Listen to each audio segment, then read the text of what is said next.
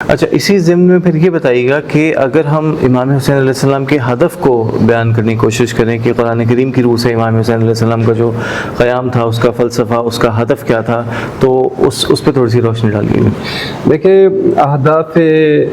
قیام امام حسین علیہ السلام مختلف ہیں اور ان کو ہم مختلف جہات سے بیان کر سکتے ہیں، لیکن سب سے اہم یہ ہے کہ ہم یہ دیکھیں کہ وہ جو کہ قیام کرنے والے ہیں، یعنی جو امام حسین علیہ السلام ہیں، خود انہوں نے اپنے قیام کا کیا ہدف بیان کیا، یعنی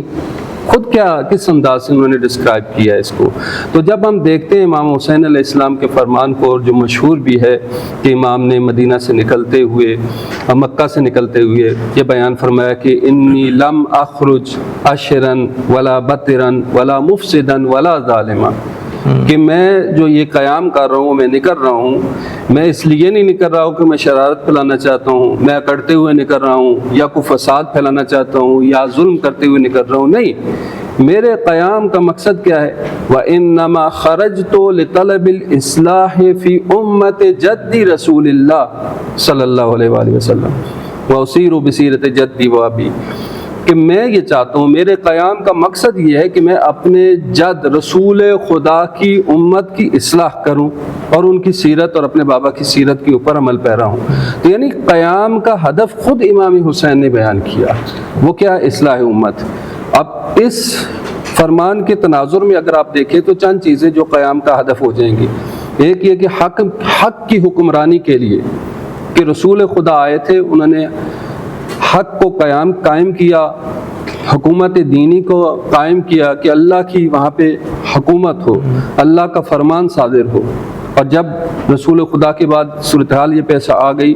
کہ وہ حق کے حاکمیت الہی ختم ہو گیا اور اللہ تعالیٰ کے حکم کو پامال کر دیا گیا، اور اس انداز سے جس نے رسول خدا نے قائم کیا تھا وہ نہیں رہا، تو حق کی حکمرانی کے قیام کے لیے پھر دینی آزادی، وہ جس انداز سے لوگوں کو دینی طور پر مجبور کر کے، بے بس کر کے ایک لائن پہ لگا دیا گیا تھا، انبیاء بھی اسی مقصد کے لیے آئے، لوگوں کو کہ پاؤں میں پڑی ہوئی زنجیریں اور ان کے گردنوں میں پڑی ہوئی زنجیریں اور طوق اٹھائیں، اور جس طرح کے ہدف بعثت انبیاء بیان کیا گیا ہے، اور ان کو آزاد کریں، ان کو فکری آزادی دیں۔ امام حسین فکری آزادی، دینی آزادی کے لیے لوگوں کی آئے ہیں کہ تاکہ اپنی عقیدے کی بنیاد پر جو ہے وہ آگے بڑھ سکیں، اور اسی طرح سے حق کی حفاظت کے لیے امام حسین علیہ السلام نے قیام کیا، ورنہ یہ کہ حق جو ہے وہ دب جاتا۔ فساد کے خاتمے کے لیے قیام کیا،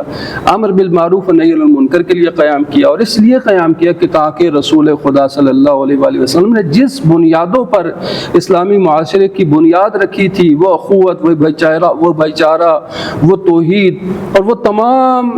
اسلامی اصول اور اقدار ان جو کہ پامال ہو چکی تھیں، ان کو باقی رکھا جائے، ان کو دوبارہ لے کے آئیں، اور انہی تمام اسلامی اصولوں، انہی تمام اسلامی قواعد اقدار کے اوپر دوبارہ اسلامی سٹرکچر کی بنیاد رکھیں اور اس کو آگے لے کے چلیں جو کہ تباہی کی طرف جا رہی تھی۔ اور اس طرح سے امام حسین علیہ السلام نے اپنے قیام کے ہدف کو بیان کیا ہے۔